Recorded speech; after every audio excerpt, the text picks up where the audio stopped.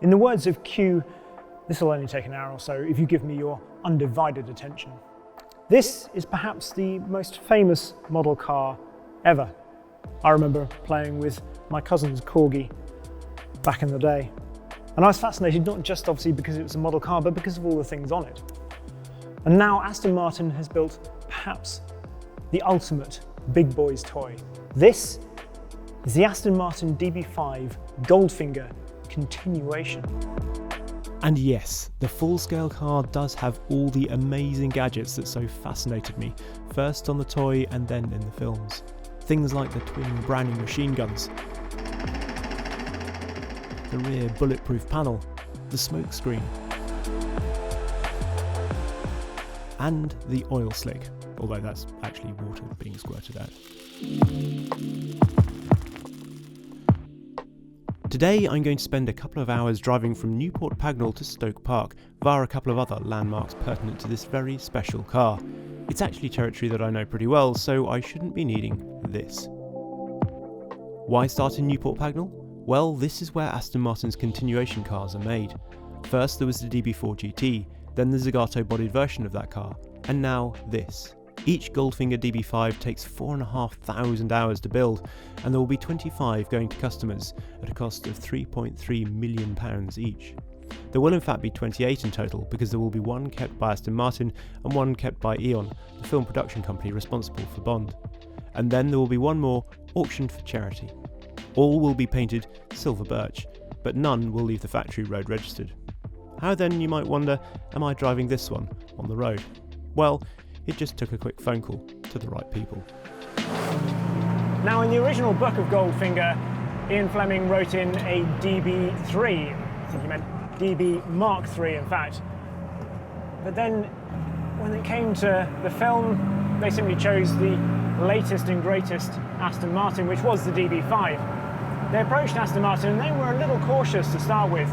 It wasn't an instant yes, but then they relented. In the script, there was just a smokescreen, that was the only gadget.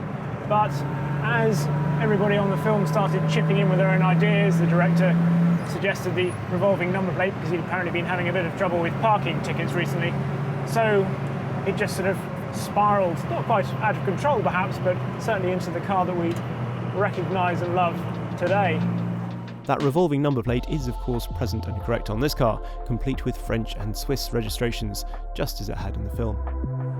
Now, back in the 60s there were 4 Goldfinger DB5s. 2 of those were promotional cars after the film that did tours and stuff and went around with the film. But the 2 that are actually used on the film, the first one was BMT 216A, so the famous number plate that's on this car. That was actually, it was a very late DB4 that was then dressed up to be a DB5.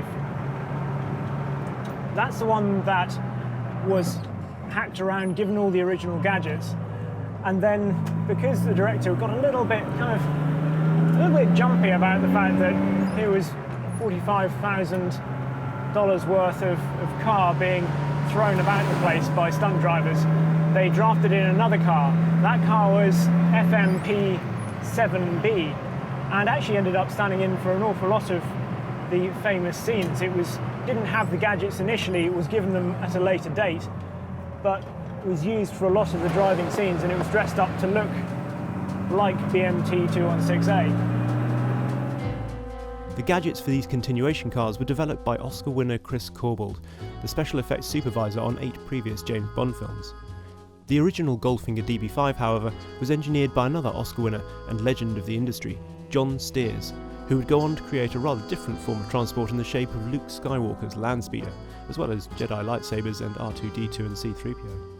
He also lived in a house very close to our route through Buckinghamshire today, but we're not going to stop there, because instead we're making a detour to Black Park Woods, which doubled for the Swiss woods where Bond outruns Eric Goldfinger's henchman, or he doesn't actually. But anyway, he uses some of the gadgets. So the smoke screen is used, and the oil, which despite the fact it's clearly on gravel, I'm not sure the oil makes that much difference on gravel. But anyway, that's there. Then the rear screen, the bulletproof screen, gets used as well. Eventually, it ends up in Tilly Marston actually getting killed by Oddjob and Bond getting captured. So it's not a very successful outrunning of them. But Bond does then get to use something else in the next scene, which we'll go to after this. Today's Woods, well, there's a go ape here. People doing their own stunts. Who'd have thought it? Next up on the tour of appropriate locations is Pinewood Studios. There is a Goldfinger Avenue inside the studios, and this is where the scene in which Bond uses the ejector seat was filmed. The original cars didn't actually have ejector seats, and neither do the continuation cars. But there is the all-important button in the gear knob and a removable roof panel. Interestingly, the original cars weren't actually fitted with the Ben-Hur style wheel slashers either, but the continuation cars are. Anyway, although we couldn't get access to Goldfinger Avenue, I did manage to find somewhere just down the road that made me feel like I was near to 007. Obviously to drive, this is a brand new DB5, and it does feel like a DB5. There is a little bit more weight in this car because of all the gadgets, but the DB5 it has the feeling of a fairly hefty car anyway, so I can't say it's something that I really noticed without driving this and an original back-to-back. What it does still have is that lovely torquey sensation, and you can keep up with traffic really surprisingly easy. I think it surprises quite a lot of other people when they see you go past them. Under the bonnet is a 4-litre straight-six, putting out 282 brake horsepower at 5,000 RPM and 280 pounds-foot at 4,500 RPM. Top speed is 148 miles an hour, and 0 to 60 miles an hour is 7.1 seconds. There is a live rear axle with Watt's linkage, and braking is by discs all round. The steering is rack and pinion with no assistance. The steering is obviously fairly heavy. You have to wait for it in the corners. I love that feeling of certainly over bumps. Even at slow speed, actually, you can feel the geometry change in the suspension. One of the things that you might notice is that BMT 216A in the film actually had a 4-speed box, and this has got a 5-speed box. I think the other car, FMP, did have a 5-speed box that had a ZF in it, which actually broke on the Furka Pass, so they then had to fly out BMT, and sort of kind of against what they were trying to achieve, that was the one that got thrashed around. It is surprisingly quick. I'm sitting a little high, by the way, because there's a gun cabinet underneath this seat. Lovely sound. You do just need to give the gear shift a little bit of time. That's the thing that you notice most, but you want to be positive on the pedal, certainly. The brakes are not too bad. One gadget that this really could do with is a little modern thing called air conditioning. Could have put that in there. Despite getting rather hot, I could have happily driven the DB5 all day. After all, I hadn't tried the battering rams yet. But eventually I reached the very salubrious surroundings of Stoke Park. This is where the film goes directly after the DB5 has been introduced in Q's lair. It's also where one of the most famous photos of Connery in the DB5 was taken. The impressive Buckinghamshire location was doubling for Alric Goldfinger's golf club in Kent. Gert Frober, who played Goldfinger, was actually a very good golfer, but Sean Connery had to learn to play for the film. It was a game he would continue to play avidly for the rest of his life.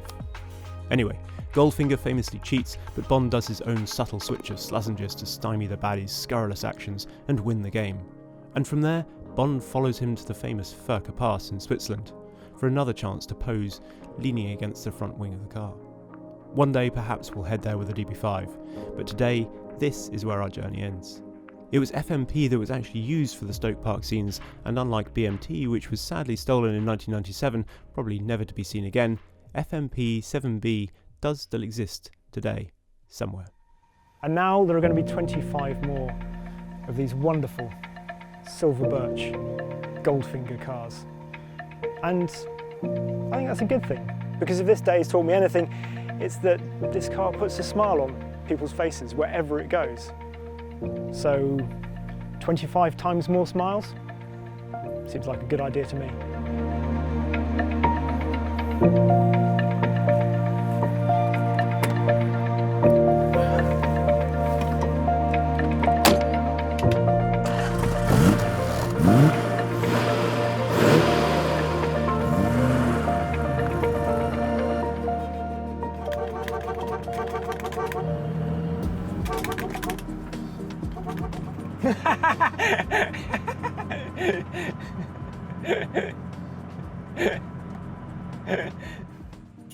It has the guns. It has the.